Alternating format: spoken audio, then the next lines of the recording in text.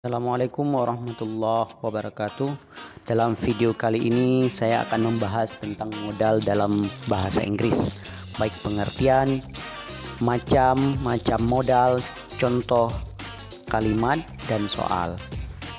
Yang pertama, pengertian modal. Dalam bahasa Inggris, kita mengenal jenis kata kerja bantu yang disebut modal. Modal pada umumnya digunakan untuk mengungkapkan sikap penutur terhadap suatu hal. Apakah hal tersebut dibutuhkan, disarankan, diizinkan, mungkin saja terjadi, dan lain-lain. Pada dasarnya, semua modal selalu diikuti oleh kata kerja bentuk pertama. Jenis-jenis modal. Yang pertama, jenis modal yang pertama adalah modal present, di mana subjek tambah modal tambah kata kerja pertama yang terdiri dari modal dalam bentuk present ini ada will, ada shall, ada can, may, must, dan should.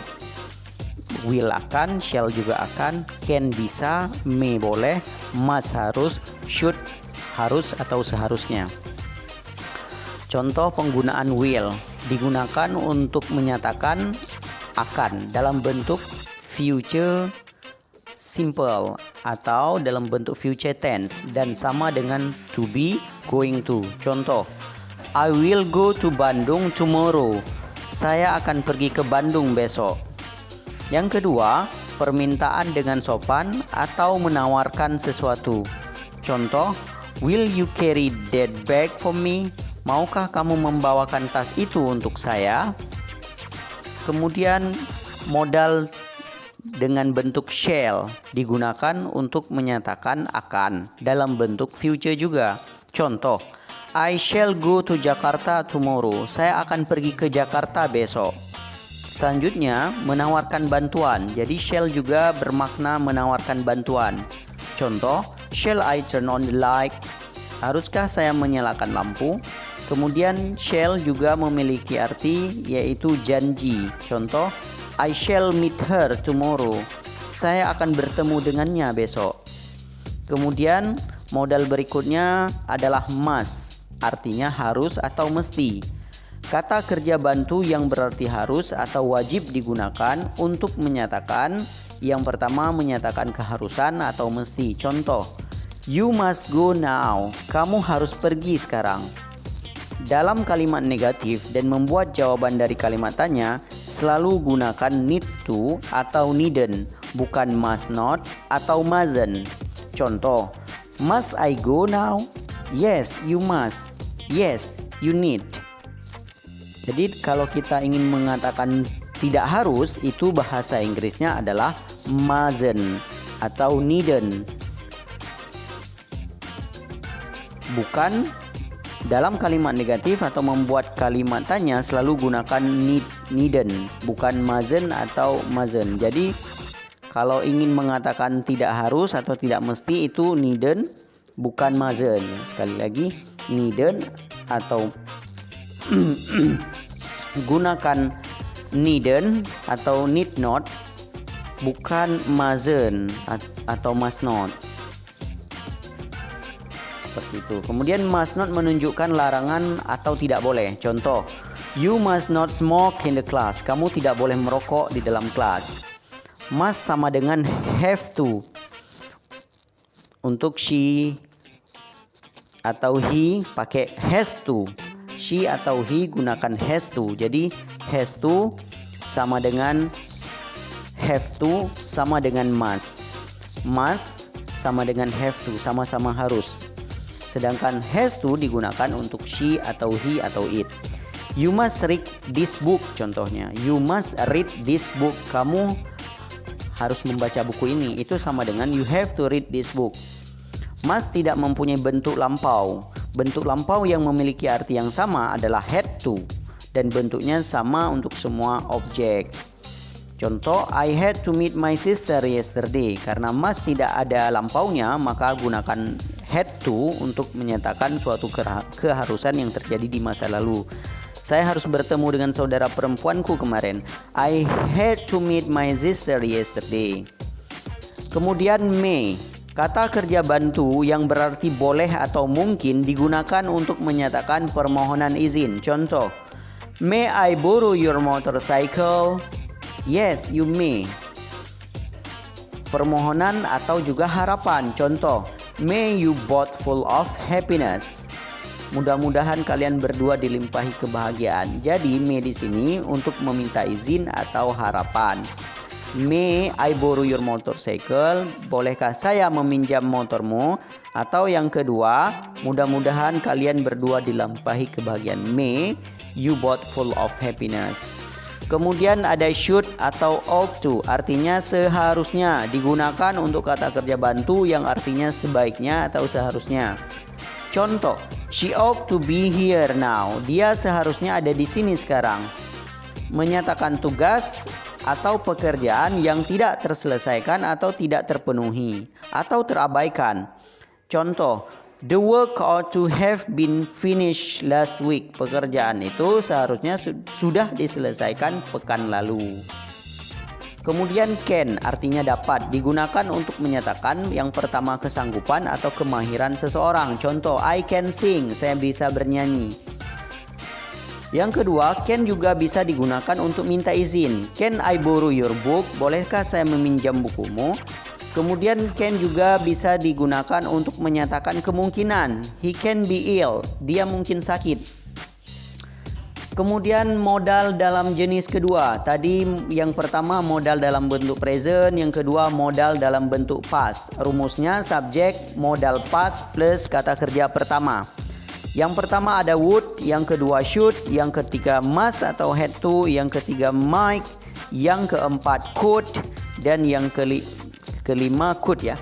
Would digunakan untuk menyatakan. Yang pertama bentuk lampau dari will, berarti akan. Jadi would sama dengan will, bedanya would itu masa lalunya akan. Contoh, he would be punished before he escaped. Dia akan dihukum sebelum melarikan diri. Suatu permohonan atau permintaan dengan sopan. Contoh, would you please help me? Maukah kamu membantu saya? Maukah kamu membantu saya? Kemudian jika digabung dengan kata like, maka menunjukkan hasrat atau keinginan. Contoh, I would like to eat, saya ingin makan. Jadi I would like itu saya ingin atau saya mau. Digabung dengan kata rather menunjukkan arti lebih suka atau prefer. Jadi would rather sama dengan prefer. I would rather be a doctor than a president. Saya memilih untuk menjadi dokter daripada menjadi presiden.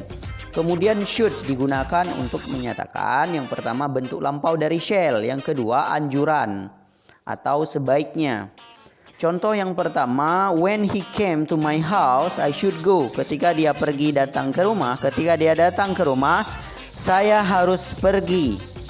Yang kedua, anjuran, artinya sebaiknya. Contoh, you are ill, you should go to the doctor soon. Kamu sakit, kamu harus pergi menemui dokter segera. Yang ketiga, keharusan. He should study hard. Dia harus belajar dengan giat. Yang keempat, dalam bentuk lampaunya berarti menunjukkan suatu kegiatan yang seharusnya dikerjakan tapi kenyataannya tidak dikerjakan. Atau dapat juga berarti penyesalan di masa lalu. Contoh, you should have studied hard before take an exam. Kamu seharusnya belajar dengan keras sebelum mengikuti ujian. Artinya subjek tidak belajar dengan giat namun tetap mengikuti ujian. Must atau had to. Must atau had to itu ada dua bentuk, yaitu bentuk past dari must. Yang kedua adalah keharusan, tidak boleh tidak dikerjakan. Jadi must lampaunya adalah had to. Contoh, you must atau you had to study in biology class yesterday. Kamu seharusnya kemarin belajar lebih giat di kelas biologi.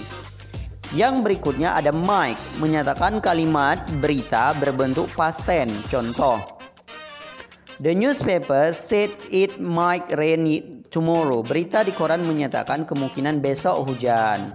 Yang kedua, menyatakan ungkapan yang lebih sopan. Contoh, Johnny might do the exam well. Johnny akan mengerjakan ujian dengan baik. Yang ketiga, menyatakan kemungkinan besar. Contoh, Ariel was absent yesterday. He might be sick. Ariel kemarin tidak masuk. Dia mungkin saja sakit. A. Could adalah bentuk past tense dari can dan bentuknya sama untuk semua subjek. Namun dalam penggunaannya tidak selamanya berarti past tense atau masa lampau. Could dapat dipakai untuk menyatakan. Yang pertama bentuk lampau dari can. Contoh, Mary could sing a song when she was young. Mary dapat menyajikan sebuah lagu ketika dia masih kecil. Mary dapat menyanyikan sebuah lagu ketika dia masih kecil. Yang kedua, permintaan dengan sopan. Could you help me now? Dapatkah kamu membantuku sekarang? Jenis ketiga dari bentuk modal adalah modal perfect. Kita ulang sekali lagi. Jenis yang pertama modal present, jenis kedua modal past, yang ketiga adalah modal perfect. Di mana rumusnya adalah subjek, modal perfect, tambah have, tambah kata kerja ketiga. Modal perfect itu terdiri dari must, might, should, dan could. Must have tambah kata kerja ketiga. Itu bermakna kesimpulan di masa lalu. Contoh, David passed the exam. He must have studied. David berhasil dalam ujiannya. Dia pasti belajar. Might have ditambah kata kerja ketiga, itu artinya kemungkinan yang terjadi di masa lalu. Anto was absent. He might have been sick. Anto tidak masuk. Dia mungkin saja sakit. Yang ketiga, should have plus kata kerja ketiga. Itu adalah keharusan yang tak dikerjakan pada masa lalu, pada waktu lampau. Contoh, Anto didn't pass. He should have studied.